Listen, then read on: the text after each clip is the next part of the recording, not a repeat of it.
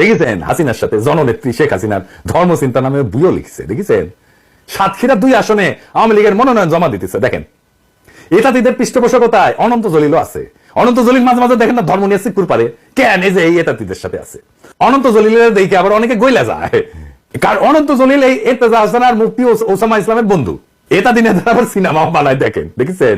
আবার ওইটা আবার অনন্ত জলিল প্রমোট করে, চমৎকার ডিস্কো হুজুর আর কি। জালিয়াতি আর প্রতারণার অভিযোগে গ্রেপ্তার করা হয়েছিল এই এরতেজা হাসানকে। হাসিনাই গ্রেপ্তার করছিল, মানে কত বড় হইলে যার এটা উপেক্ষা করে রাখতে পারে নাই। হাসিনার সাথে নিয়মিত সফরে যাইতো ইর্তেজা, আরব আমিরাতে গেছে, ইন্ডিয়া সফরে গেছে। তার প্রতারণার বিরুদ্ধে ঢাকায় মানববন্ধন পর্যন্ত হয়েছে। দেখেন কি কয়, জাতির পিতার রক্ত দিয়া আরো বেশি ঋণী করে গেছেন ইর্তেজা হাসান। এই কাজে ইর্তেজা হাসান আওয়ামী লীগের ধর্ম বিষয়ক উপকমিটির সদস্য, সাতক্ষীরা জেলার আওয়ামী লীগের ভারপ্রাপ্ত সভাপতি হইতেছে এই ইর্তেজা হাসান। ওর তো এখন জেলে থাকার কথা। আবার প্রথম আলো তারা কেমনে প্রমোট করে দেখেন, জামিন পেয়েছে এটা মামলায়, সেটাও এত বড় নিউজ করেছে।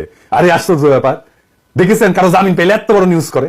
না জানি ওই একটা কোন বড় একটা তালে বয়সে গেছে। এখন দেখেন প্রাইভেট স্পেসে বাসার মধ্যে ছবি তুলে খাতির করে হাসনাত, সার্জিস, আসিফ। আসিফ কি খুশি ছবি তুলে, দেখছেন? এমনকি আসিফ নজরুলের সাথে ঘনিষ্ঠতা দেখেন। এখন কইতে পারেন আপনারা রাজনৈতিক নেতা হয়েছেন, পরিচিত ফিগার হয়েছেন, পাবলিক ফিগার হয়েছেন, আপনার সাথে তো পাবলিক এসে ছবি।